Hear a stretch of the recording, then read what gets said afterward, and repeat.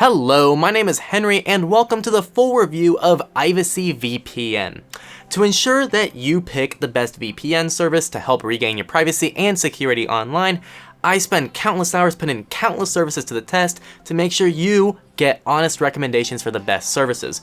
Without further ado, let's score Ivacy VPN into 5 categories, each rated by importance for a total possible score out of 5. With a name like Ivacy, let's hope they deliver on privacy and security, worth 40%. Jurisdiction is based in Singapore, which is great, but Singapore is known to work closely with the United States, making its jurisdiction questionable. They do seem to be completely log-free, but it is also very vague, so I'll leave their policy in the description for you to decipher. Ivacy uses first-party DNS servers, but doesn't own a majority of their VPN servers, which is actually fairly common. There are TCP, UDP, L2TP, and IKEV protocols with IPv6 leak protection, and a full system-wide kill switch. Data encryption is very strong, and major props for offering cryptocurrency payment methods. Ivacy did change my IP address, didn't have WebRTC leaks, passed the Heightster DNS leak test, and the extended DNS leak test on dnsleaktest.com. So what does that all mean for you? Well, their jurisdiction may be a concern for some of you. Outside that, on paper, it seems solid. They're gonna score 4.5 out of 5 stars on security. Speed with Ivacy was extremely difficult to test. I had to run a huge number of tests, some of them up to frickin' 30 times to get a consistent average. So for you, this is definitely already a red flag. The synthetic Ookla speed test on average was not great. Ping increased by about 6 milliseconds, but downloads decreased on average by about 42%, and uploads decreased by 33%.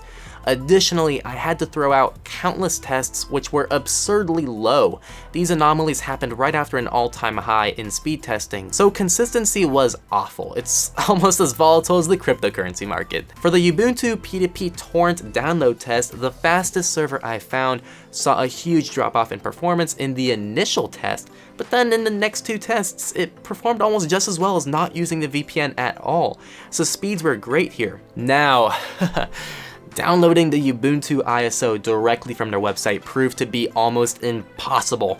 I spent around 2 hours trying to get stable results and it just wasn't happening. Here's a small sample of 5 tests that demonstrates the problem.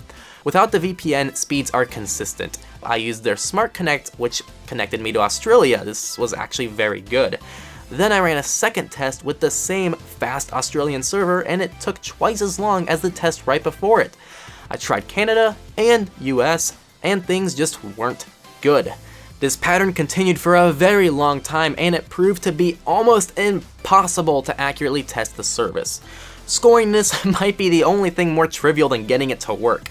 There were some tests where it would have scored almost 5 stars, but most of the tests were 1-star material. I decided to give them 1.5 stars because of its very rare good speed. Customization is only worth 5%, but it's still important nonetheless. Ivacy allows you to start the program in a specific mode configuration, I'll get into the modes later, retry a VPN connection on a disconnect, launch and auto-connect on system startup, disconnect VPN on app exit. They have IPv6 leak protection, awesome protocol selection, you can connect to a manual server, there's a full system-wide internet kill switch. They also offer split tunneling, which I've never seen comboed with the full system kill switch, very unique. Customization overall was good, not great, but good, solid good. It fell right in between ExpressVPN at 3 stars and CyberGhost at 4 stars, which gives Ivacy 3.5 stars. The second to last category is usage at 15%.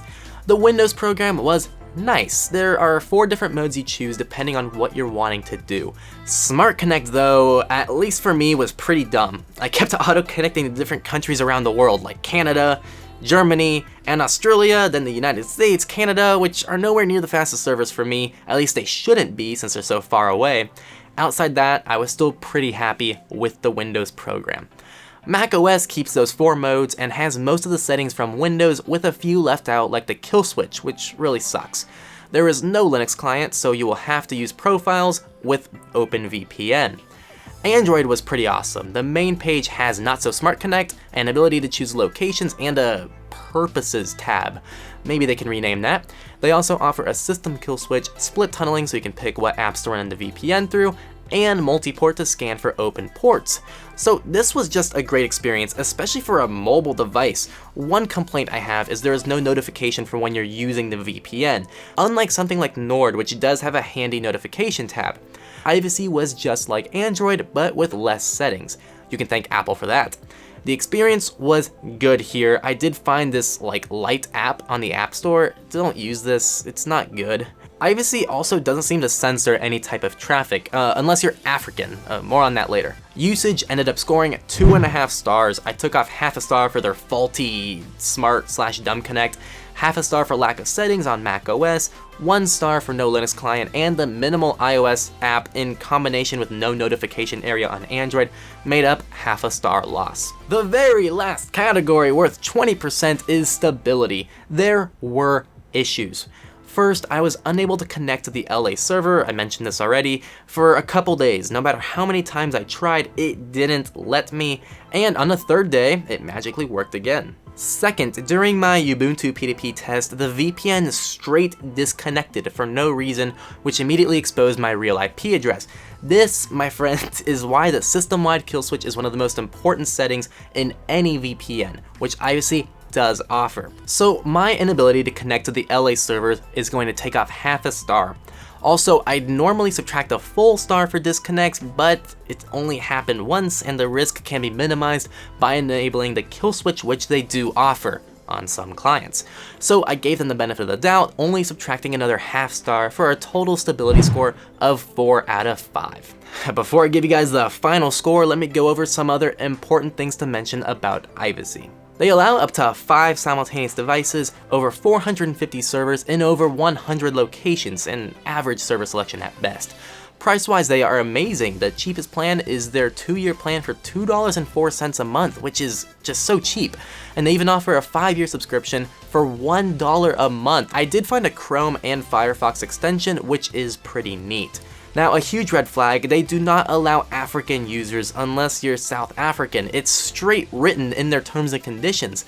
I couldn't disagree more with this business model. It is not fair, in my opinion, to exclude an entire continent from using your service, even if they are prone to be scams coming from those areas, but I guess it's not my decision to make. So how'd they score overall? Well, Ivacy came out with a score of 3.45, rounding up to 3.5, so unfortunately, they are not Techlore approved. Personally, the only person I would recommend Ivacy to out there, at least today, is if you're trying to save some money. They have extremely cheap options and even a $1 a month option if you get the 5-year. Outside that, I really can't recommend much from Ivacy as of today, but there's always room for improvement. That is going to wrap up the video. If you liked it, make sure to leave a giant like below and subscribe to catch future VPN reviews, 1-year updates, and privacy and security tutorials.